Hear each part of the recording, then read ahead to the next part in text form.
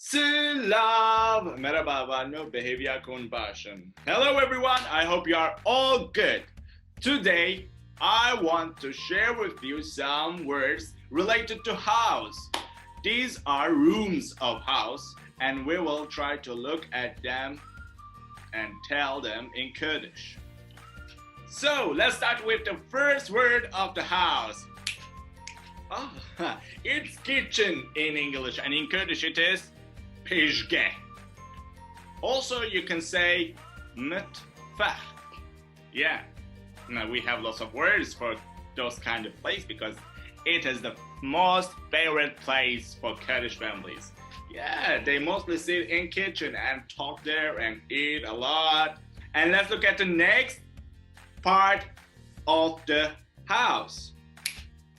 Oh, no, this is not the right place. Let me change it. Yes, this is the right place. So, this is bedroom in English, and in Kurdish we call it jura razani, or odaya razani. Raza means sleep, to sleep, and jur means room, and also ode means room. You can use both of them. That's all okay. So let's look at the other place. Otherwise, I will sleep on that bed. Right now, I need it. Okay, let's change it. Yes, I need that place because I need to wash my face to wake up. So this is bathroom in English, and in Kurdish we call it sershok. Yes, sershok. Ser means head, and shok means the action of having shower, which means you have shower, the place that you have shower. And also you can hear baño. It comes from Spanish, and it's also okay. We use both of them. So sershok and baño.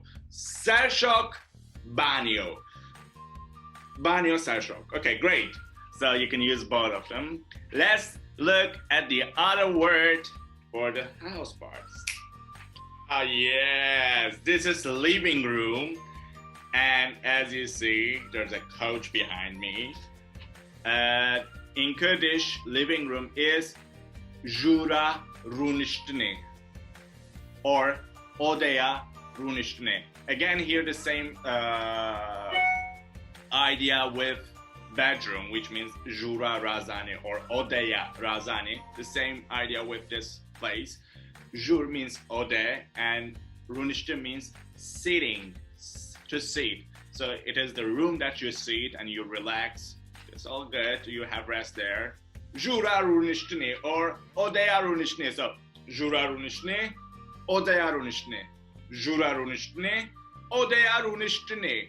Great. And let's look at the last one.